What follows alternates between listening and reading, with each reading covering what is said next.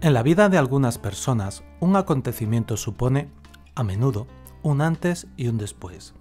En la vida de Andrés Espinosa fue así, y lo que ese suceso desencadenó no fue agradable, pero sí revelador. Dicho de una manera poética, se le desordenó el puzzle. Lo bueno es que poco a poco ha sabido reconstruirlo de una forma incluso más acertada y consciente de cómo estaba hasta ese momento. Andrés reconoce seguir en la búsqueda, pero lo que ha aprendido hasta este momento está en condiciones de compartirlo y que, de este modo, su testimonio pueda servir de ayuda a otras personas. Hoy conversamos con Andrés Espinosa. Somos Luz Televisión se ha venido a la ciudad de Málaga y ha concertado con Andrés Espinosa, nuestro amigo Andrés Espinosa de La Ventana Alternativa, una conversación. Queríamos acercarles la figura de Andrés y ya de paso, ya que ha publicado este libro hace unos meses, ¿verdad?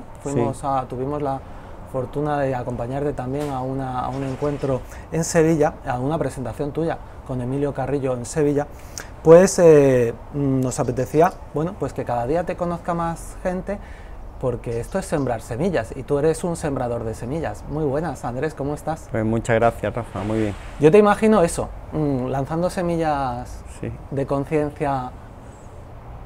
Bonita función. Preciosa, yo creo que mejor no existe.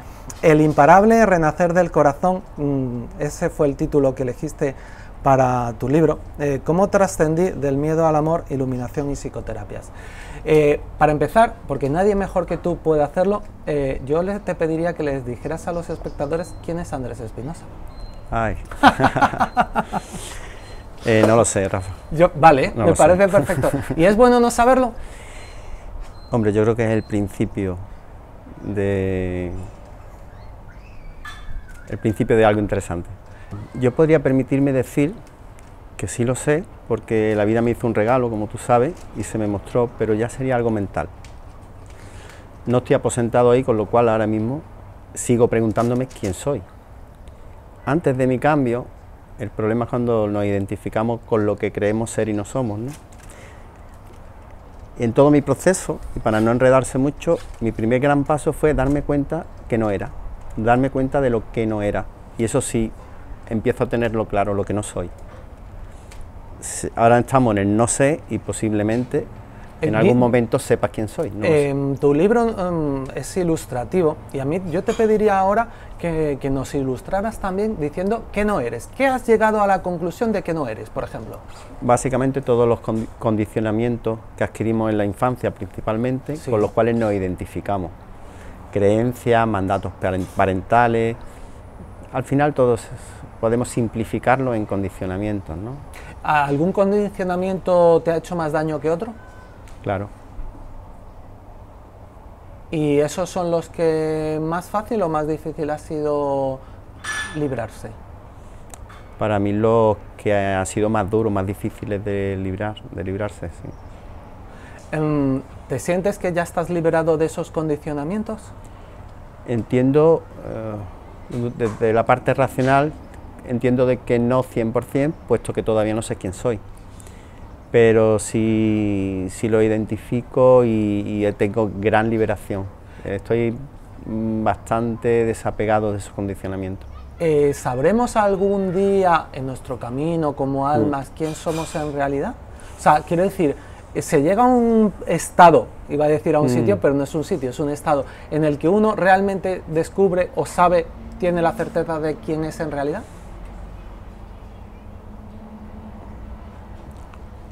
Entiendo, no te lo puedo asegurar, pero entiendo que la certeza de saber quién se es en este momento, hay personas que yo pienso que sí. Y también entiendo que habrá más profundidad en todo eso, pero es una suposición. Yo sí he tenido personas delante que me han dicho que sí sabes quiénes son, ¿no? Para mí eso sí, lo sentía que viene del corazón, de la realidad.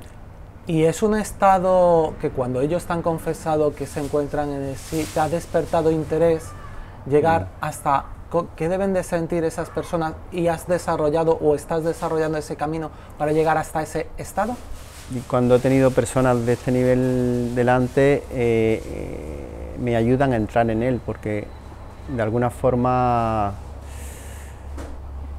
lo acompañas ahí, ¿no? Te dejas sentir.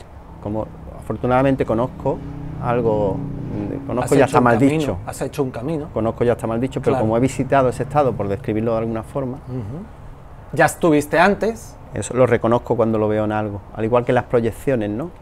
Ves algo en los demás que a ti no te agrada y te mueven por dentro, pues aquí igual, ¿no? Yo reconozco ese estado cuando lo veo, ¿no? O algo así. Este trayecto que llevas desde, si hubo algún despertar o un shock gordo, una experiencia, ¿cuánto tiempo podríamos datar? ¿Son 17 años? ¿Son cuántos años? Ocurrió en septiembre del 2001, ¿sí?, tras un intento de suicidio. Sí. Y de gran entrega por mi parte, pues hubo una gran liberación y conocí... ¿Tomaste o experimentaste un antes y un después, al menos? Totalmente. Entré en Samadhi y, como hemos hablado antes, ¿no? O Satori, o experiencia cumbre, o despertar espontáneo, como queramos llamarlo. ¿Y qué ha pasado? Son 17 años los que, utilizando esta medida del tiempo, que es una medida del tiempo totalmente terrenal y hasta absurda, pero utilizando para que nos entiendan ¿qué ha pasado en estos 17 años? ¿Cómo los describirías estos 17 años? ¿Maravillosos, valdría?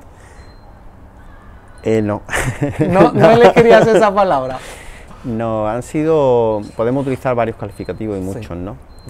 Han sido momentos muy duros, difíciles, grandes momentos, bonitos, bellos, pero al final yo lo describo como el buscar fuera. Realmente la mente me hizo la jugada, o el ego, y pasé de buscar, antes de mi cambio, buscaba en la materia, el ser reconocido, buscaba la felicidad, el logro, ¿no?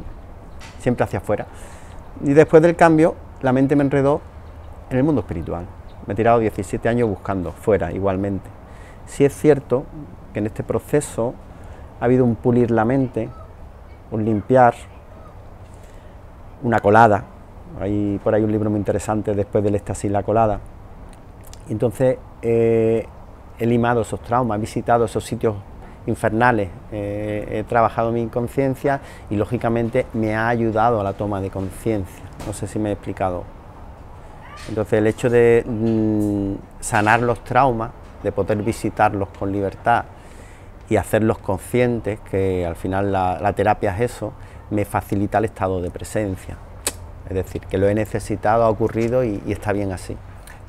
Yo creo que Andrés Espinosa nos puede servir de ejemplo, porque yo creo que cualquiera de las personas que estén viendo un vídeo como este, o como los cientos de miles de vídeos de espiritualidad, de nueva espiritualidad que hay colgados en internet, de alguna manera están realizando este camino. Entonces, que tú nos des unas cuantas pinceladas de cómo ha sido tu camino, pues nos puede ayudar. ¿En qué momento se encuentra ahora mismo Andrés? ¿O siente Andrés que se encuentra? Pues mira, ahora mismo no sé dónde me encuentro. Muy bien. Y no deja de ser buena señal, por decirlo. Estoy de acuerdo. Desde la mente. Has dicho ahí una palabra interesante, espiritualidad, ¿no? Y si me permite perfecto, entrar ahí un poco... Por favor, me gusta, me apetece. El camino espiritual, la mente lo ha manipulado y manoseado mucho, y hay muchas personas que piensan que el camino espiritual, visto desde fuera, es el ser mejor persona, por ejemplo. Bien. El mejorar en no sé qué parte. Realmente, a mi entender, la espiritualidad es responder a esa pregunta de quién soy. El camino espiritual es el conocerse a sí mismo, el autoconocerse, el autodescubrimiento, el renacer, el parirse a sí mismo, pasar la noche oscura del alma. Y todo eso, al final, donde te lleva es simplemente a ser. Ni ser buena persona, ni ser mala persona. Porque realmente, ser. Bueno o malo, ¿desde qué prisma lo estamos juzgando, no? Es como el lobo bueno o el lobo malo, el ángel o el demonio. Todo eso es mental, bien, mal. ¿Qué tenemos que ser?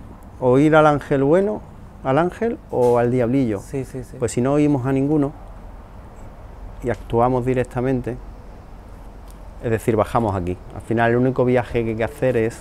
Desde aquí hasta aquí.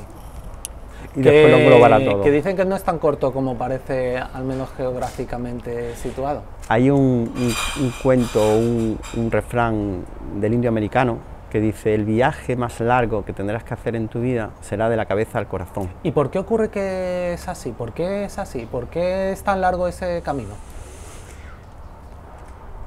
Al final, la mayoría de las personas se suelen reír cuando lo descubren. Sí. Y yo decía, en algún momento decía, yo todavía no me he reído. Sí me reí el día aquel del 2001. Porque descubres que no hubo nunca un viaje que hacer. Claro.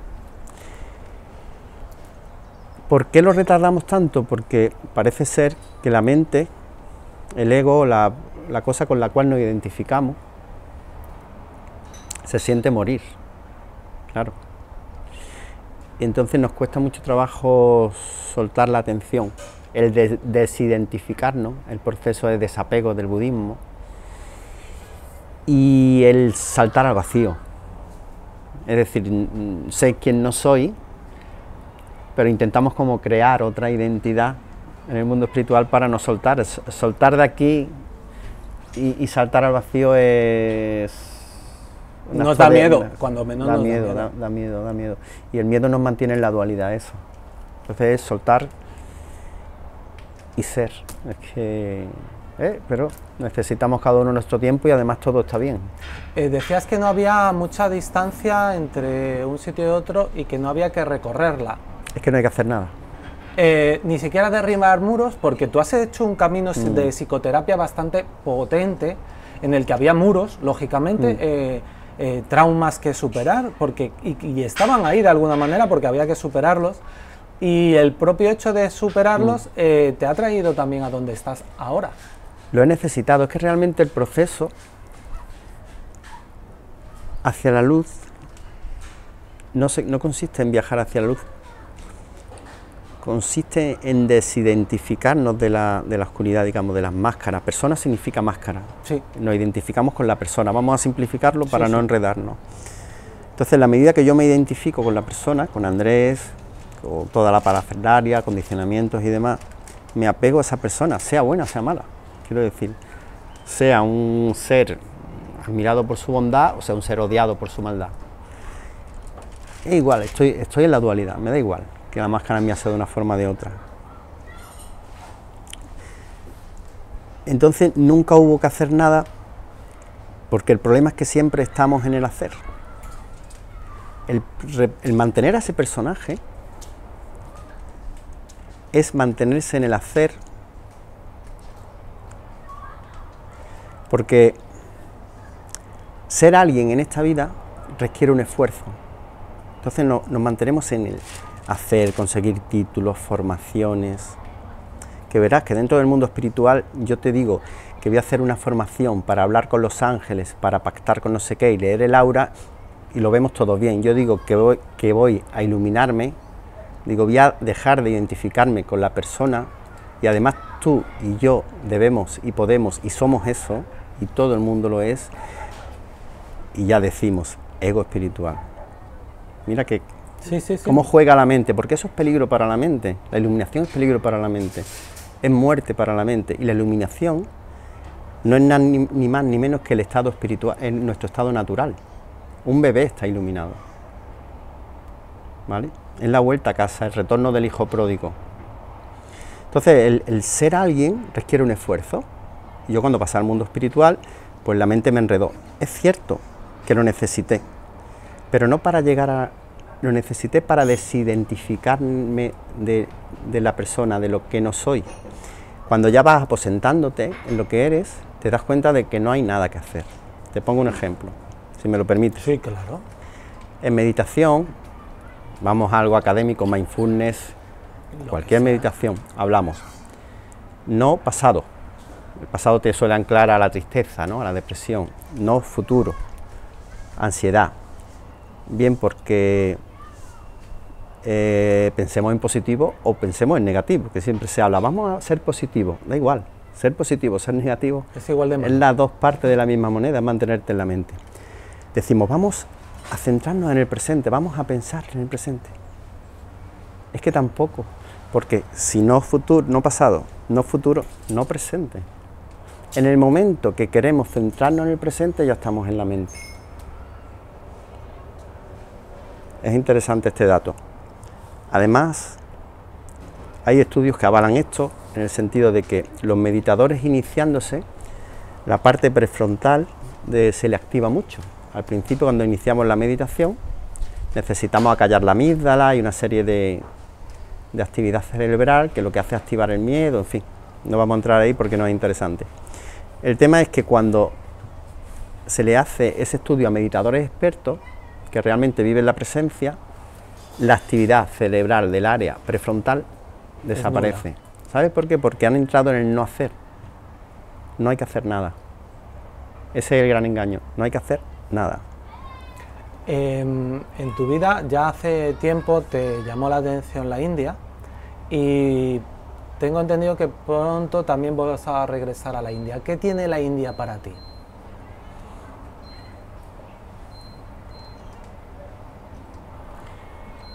Pues te diría no lo sé, pero si lo vamos a hacer racionalmente, yo creo que la contraparte a Occidente, y aunque allí también se vive la materia y de una forma bestial y muy dramática, porque hay personas que lo pasan muy mal a nivel materia, de alguna forma es nuestra fuente, ¿no? Y aquí tenemos la materia bien, bueno, sí, bien satisfecha, entre comillas, estamos provistos o hemos satisfecho a lo mejor las necesidades materiales, y allí tienen la contraparte que necesitamos, ¿vale? El mapa, el regreso a casa. Entonces a lo mejor allí es el complemento a nosotros. Yo entiendo de que tienen mucho que mostrarnos. Son muchas personas las que se sienten atraídas por la India. Es un viaje que no es fácil. De hecho, en tu libro cuentas que alguien te recomendó que para ir a la India hay que ir muy centrado, no hay que estar en ninguna crisis personal ni nada por el estilo, porque aquello te puede remover doble o triple si no estás en el centro, como solemos decir, ¿no? Aún así, decidiste en aquel momento ir y, bueno, quizá en otro estado más satisfactorio para ti o más de mayor plenitud, ahora te vuelve a tentar el viaje a la India para seguir conociendo personas, no sé si son personas, que sí lo son, pero son mucho más que personas, que pueden ayudarte a encontrar de alguna manera lo que buscas. Sí. Sin que sepas realmente lo que buscas, sí, que es la gracia. Sí. Esto nace de una invitación de un sacerdote o brahman hindú que me quiere enseñar la India. Entonces la India en su estado más puro, y me quiere presentar, desea y me ha ofrecido, y yo acepto muy agradecido, personas de conocimiento que abundan en la India, sadhus, personas que no son conocidas, no son populares, pero sí están en estado de iluminación según él, brahmanes que dirigen templos hindúes. Y entonces para mí va a ser una visita muy interesante, porque va a ser un enriquecerme, y como te he dicho antes, la mejor metáfora siempre es el tronco que está ardiendo y el que se está iniciando en el fuego. Ese tronco que está iniciando a arder lo pones junto a uno que está ardiendo y prende con mucha más facilidad, ¿no? Claro. Al igual que una persona nos transmite su ira en un momento determinado, despierta la nuestra realmente, ¿no?, que tenemos oculta, una persona en estado de iluminación, de conexión, despierta nuestra luz interior. ¿Por resonancia se podría decir que es? Puede ser una buena descripción. Qué suerte, Andrés, poder hacer ese viaje. No sé si soy afortunado. Claro. Ah, mira, utilizas una palabra que a mí me apetecía después de leer tu libro, y eres afortunado, y al reconocerlo, lo que está haciendo además eres agradecido. En tu libro he observado mucho agradecimiento. Mucho agradecimiento. Claro, una vez cuando tú lo escribes ya estás has cruzado una línea, y entonces puedes mirar hacia atrás, como decían los británicos, sin ira. y por tanto con agradecimiento. Incluso con amor. Incluso con amor, incluso sí. con agradecimiento a cada una de las experiencias de vida, Totalmente. por duras que fueran. Totalmente. ¿Cuesta aprender a ser agradecido? Bueno, cuesta entrar en esa ira acumulada, en esa tristeza. Salir de la ira, ¿no? Pero para salir tenemos que entrar, ah. ¿vale? Nos tiramos toda la vida huyendo de la ira y las emociones negativas, nos cerramos, y la invitación que nos hace la vida, y por eso nos la muestra, es entrar. Porque debajo de esa ira posiblemente haya tristeza. En la parte más profunda de esa tristeza podemos hablar incluso de depresión, de suicidio, pero detrás de eso podemos encontrar la paz, quienes somos. Eso lo he hablado yo en más de una conferencia, en el libro lo hablo. Al final la vida nos pone delante lo que necesitamos, y cada persona que nos levanta la ira, que nos levanta, y no vamos a entrar en los espejos porque nos enrollaríamos mucho y daría para otra charla, pero el tema es trascender eso que sentimos, porque hasta que no lo trascendamos no lo sanamos. Es entrar, no salir, no huir de eso. El camino psicoterapéutico también muy interesante, y porque como tanta gente lo viene desarrollando, también nos puede servir de ejemplo, y se cuenta en el libro el que ha hecho Andrés. Me parece súper interesante porque tú has probado muchos tipos de terapia, te has formado en bioneuroemoción, cuentas en el libro también que has tenido tomas de ayahuasca, numerosas tomas de ayahuasca. Bueno, estudiaste los 5 años, 4 o 5 años, que implica estudiar 5 en tu caso, porque luego no sé si se han transformado en 4, pero 5 años de psicología. ¿Cómo fue todo este camino? O sea, ¿fue necesario para llegar a donde estás? En mi caso sí, pero sigo pensando que hay mucho de mente en todo eso, pero bueno, lo necesité. También... Pero es el camino que estamos recorriendo tantos cuando vamos a talleres, cuando vamos a sanaciones, cuando contratamos una terapia, porque de alguna manera sentimos que nos va a liberar de una carga que traemos. Claro, en mi caso fue necesario y para otras personas también. Gracias a eso he parido el libro. Y te has parido a ti. Y me he parido a mí. Quizás hacerlo lo más consciente posible, es decir, no quedarnos ahí en el rol de tallerista, ¿no?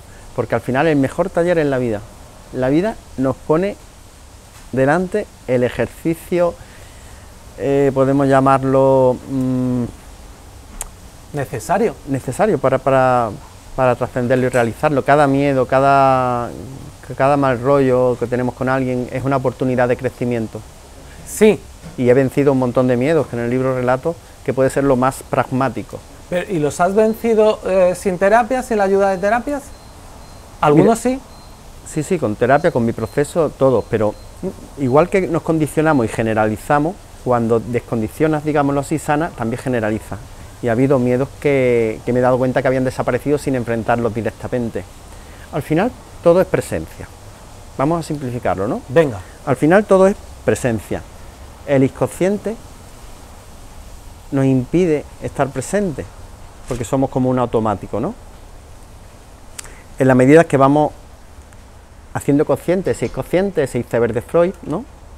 Ese 95% que dicen que actuamos de forma inconsciente, va aflorando la conciencia, y la conciencia es presencia. Y si estando en la presencia es amor, y el amor es presencia. O vivimos en el miedo, o vivimos en el amor. La presencia es amor, y la inconsciencia, y los traumas, y todas estas cosas es miedo. Simplificándolo un poco, no sé si lo he conseguido. Sí. A mí, siempre donde quiera que fui, busqué la presencia. Iba a hacer ayahuasca, había personas que querían resolver algún problema. Sí es verdad que los inicios fueron terapias de choque donde destraumaticé, vamos a decirlo así, ¿no? Aparecieron traumas, los visité, pero una vez que sané esa parte, presencia. Claro, porque al final, una vez que esos traumas, por llamarlo así, han dejado de incordiar, eso es. Te resulta más sencillo llegar a la presencia y estar, o en este caso, ser. O estar y ser, como queramos. Eso es. Es como una pequeña boya que nos impide, nos distrae, ¿no? Hay una metáfora muy interesante, la del parabrisas, que es cuando vas conduciendo y si focaliza la atención en la mente, en los pensamientos, despierta emociones, las emociones, pensamientos, en fin. El parabrisas, cuando acciona el parabrisas es como si miráramos el parabrisas. Y entre otras cosas nos la vamos dando de hostias con el coche por todos lados. Claro. En el momento que te das cuenta de que no hay donde tenemos que focalizar la atención, porque no somos el parabrisas, miramos al fondo de la carretera a través no somos el limpia parabrisas, miramos a través del parabrisas y vemos la vida, lo que está ocurriendo. En ese momento ya dejas de hacer y vives. No es que, cuando digo no hacer, no es que nos sentemos en una butaca y no nos movamos. Aclarémoslo. Claro, porque eso dice, bueno, no hace, pero ahora se va a la India, a Portugal, a no sé dónde. Al fin y al cabo hace talleres, organiza eventos, Eso etcétera, etcétera. Entonces, estar en la rendición, que se habla también, que no es resignación, es estar en la presente y leer las señales, fluir. Es que el fluir también es un acto mental, vamos a fluir, ¿no? Como que hay que hacer algo. Es que fluir es y dejarte vivir, al final la vida es la que te vive a ti. Ser habitado, ser como el instrumento, dice, quiero ser ese instrumento necesario para que la música de Dios suene a través de mí, ¿no? Al final lo que hay que hacer es no ser nada, desaparecer, desidentificarnos con el personaje. Porque el personaje nos trae sufrimiento.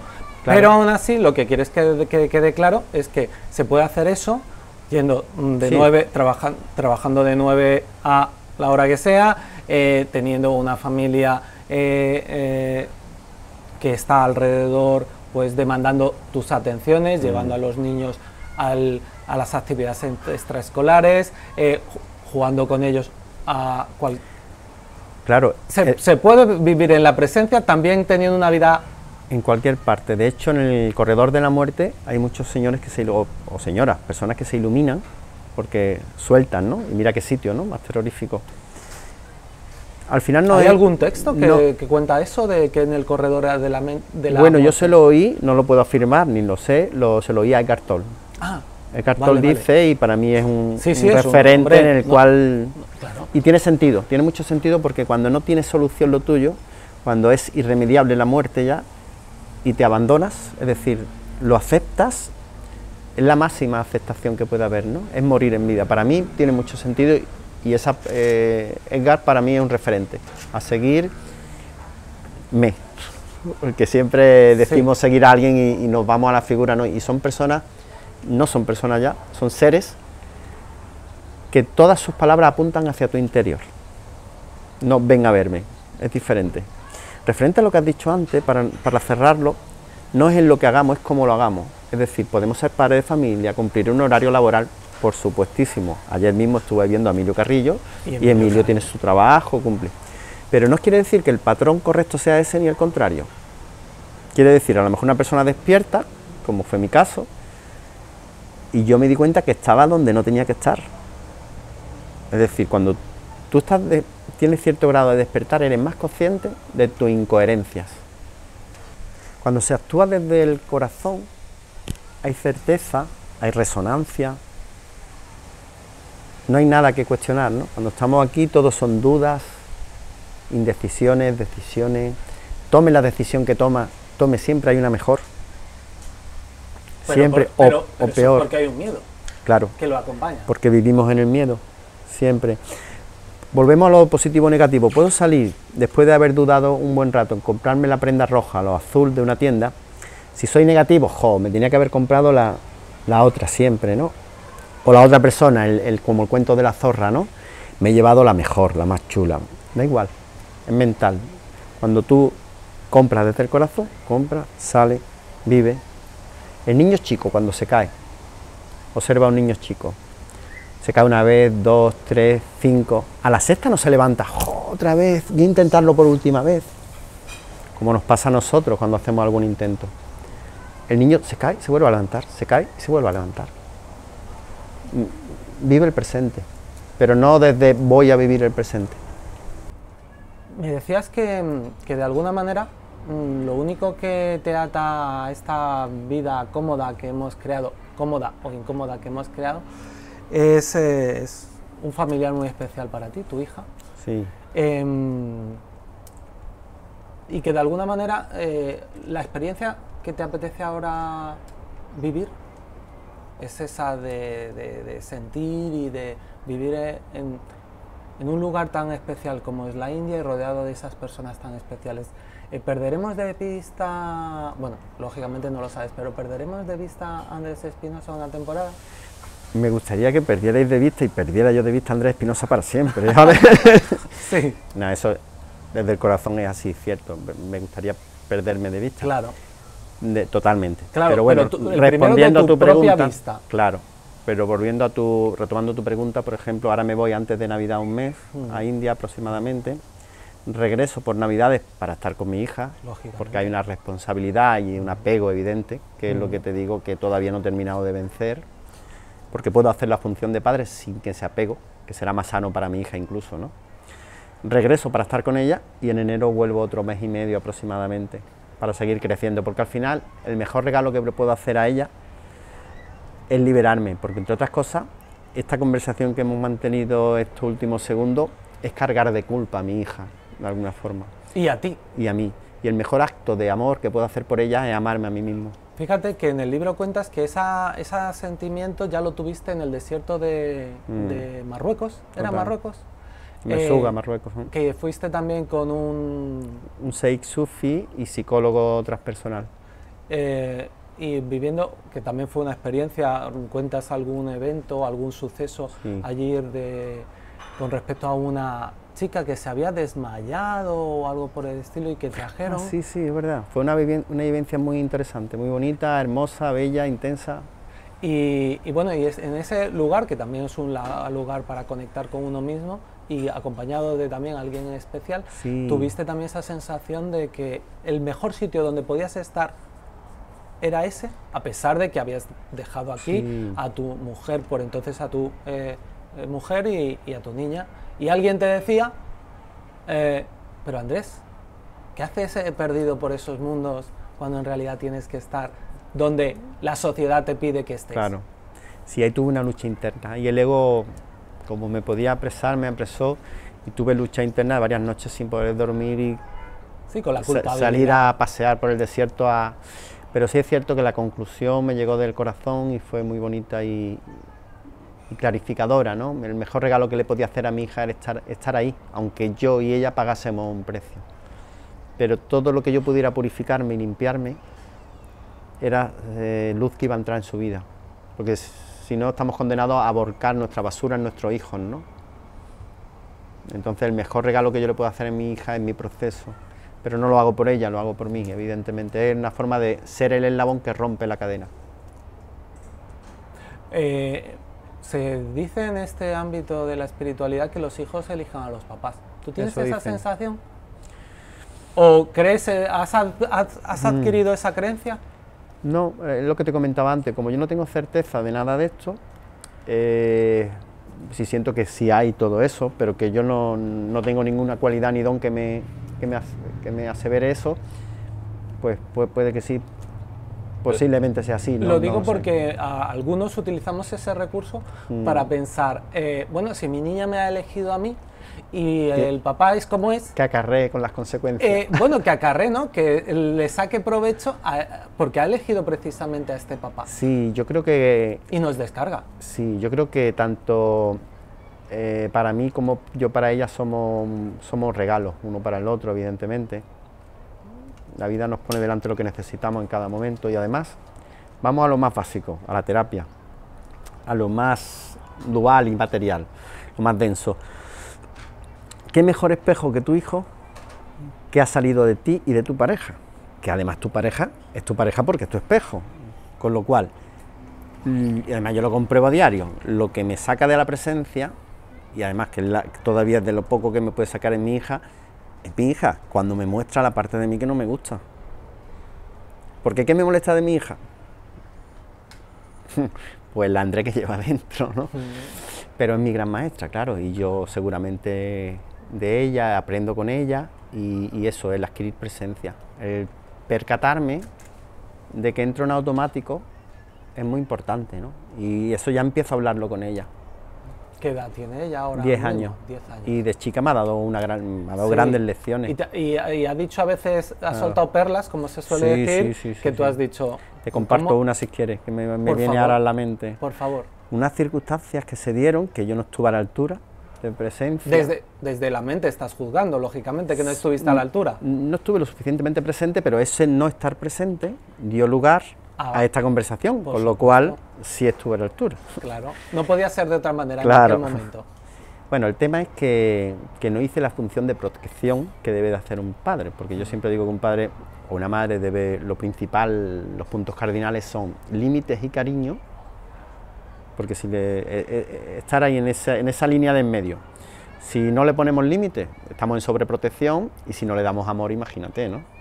Entonces, ahí el camino de en medio, raíces y alas.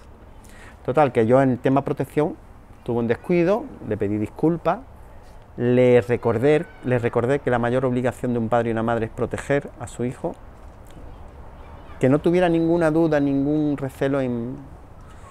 Y entonces entramos en esa conversación y me decía, papi, pero era muy pequeñita, tendría 6, 7 años, pero de todo el mundo... ¿De todo el mundo? Protegerme de todo el mundo. Ah, vale. Digo, sí, de todo el mundo, sea quien sea.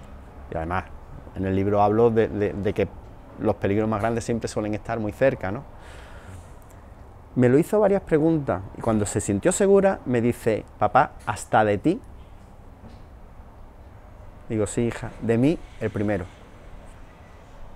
¿Cómo protege a un padre a su hija o a su hijo de sí mismo, es decir, del propio padre?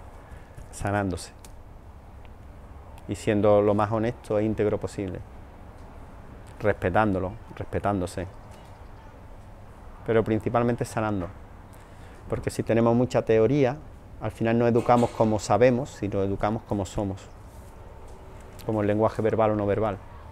Yo puedo hablar muy bien, pero si no actúo en consecuencia, y un niño te lee, un niño lee la mentira. Claro, es que se suele decir, de hecho hay un dicho tramposo que dice, que a veces se pone en palabras de un padre, no hagas lo que yo hago, sino lo que yo digo, ¿no?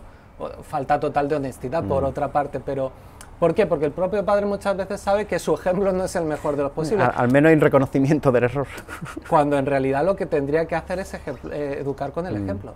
Claro, pero si ejemplarizamos desde la mente, igualmente el niño lo detecta. Es ser ejemplo desde la realidad y ser honesto desde esa realidad. Yo tengo mis limitaciones, cuando cometo error pido disculpas, pero no intento fingir no ser eso. Papá, ¿es qué tal? Digo, sí, hija, soy imperfecto, tengo estas limitaciones, lo intento mejorar, pero soy el que soy. Hombre, vivir así la vida y vivir así la relación con un hijo o los hijos multiplica la experiencia de ser padre, cualquier experiencia, pero en este caso la de ser padre se disfruta, yo creo, muchísimo más. Sí, yo pienso que sí. Además llega un momento, que eso sí lo he notado yo en los últimos años, 2, 3, 4 años, que no me flagelo. Yo era muy perfeccionista, como muchas personas, muy exigente, claro. Y siempre lo podía hacer mejor. Entonces siempre ha estado el castigo, ¿no? Que de vez en cuando verbalmente suelto alguna perla que tú me corriges, ¿no? Me apuntas hacia ahí, ¿no? Algo hay presente, siempre hay. Pero últimamente me gusto y me acepto incluso con mis imperfecciones. Yo me veo en las grabaciones, veo los errores, porque ya sabemos que no hay errores, y me veo perfecto. De verdad, te lo digo de corazón. No, pero sí, te entiendo perfectamente. No comparándome pero es un buen síntoma. Con nada ni con nadie, sino me veo, digo, ay, ahí podría haber dicho, digo, ha estado bien, perfecto así. Me agrada ver lo que veo. Claro. Eso me he sorprendido yo, ¿eh? Me agrado cuando me veo. ¿Y eso no era al principio de las primeras grabaciones así? ¿Crees que ha habido en ti la mirada de Andrés hacia sí mismo se ha dulcificado? Ha habido una evolución, pero yo ya cuando salté un poco la palestra ya habías hecho un ya trabajo. Había un poco de eso. Claro. No me castigué nunca en la grabación. Es decir, ya había un poco de eso. Y ha ido aumentando y creciendo. Yo he tardado muchos años, perdón, 16 años, ¿no? Hasta parir el libro. Sí. Y tanto la ventana alternativa como las grabaciones, como este tipo de cosas, ya sucedieron de forma natural. Ya la vida me lo puso delante, yo no lo procuré. Con lo cual ya estaba un poco ahí. Si llego a hacer esto, a lo mejor hace 8 años, seguramente hubiese sido mi infierno. El ego ahí me protegió, el ego está para protegernos, ¿no? A mi ego le daba mucho miedo salir un poco a estas cosas o a otras, ¿no? Porque me daba miedo que mi ego se ensanchase, que fuera un acto egocéntrico. No sé si... A mí me tuvo acojonado mi miedo en ese sentido, porque vi muy claramente que el camino es hacia la humildad. El viaje al corazón va aparejado de humildad, sí o sí, de desaparecer el personaje. En la medida que hay identificación con el personaje hay ego. Y me daba miedo. Yo cuando veo a personas que se le ve el ego, ¿no?, que suben, que tienen reconocimiento y tal, primero digo, joder, yo seguramente en otra época lo hubiera tenido más, ¿no? Pero siendo como... Es que compasión no es la palabra porque se puede interpretar mal, ¿no?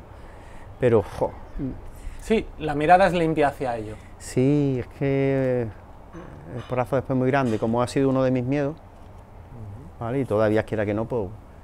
Por ahí aparece de vez en cuando. Claro, entonces creo que la humildad, el corazón, la presencia, va aparejado todo. Lógicamente tendría muchas preguntas más, pero muchas de ellas serían lanzadas desde la mente. Y como hemos llegado a un punto en el que tampoco interesa alimentar la mente, yo te voy a agradecer que me hayas dedicado estos minutos de tu tiempo. Creo que hemos podido ayudar a retratar a Andrés Espinosa para que de alguna manera eso que haya despertado, ese sentimiento que haya despertado en el espectador, cualquiera que fuere, ayude al espectador a su propio camino, y bendito sea Dios. Bendito sea. Muchísimas gracias. Muchas gracias a ti.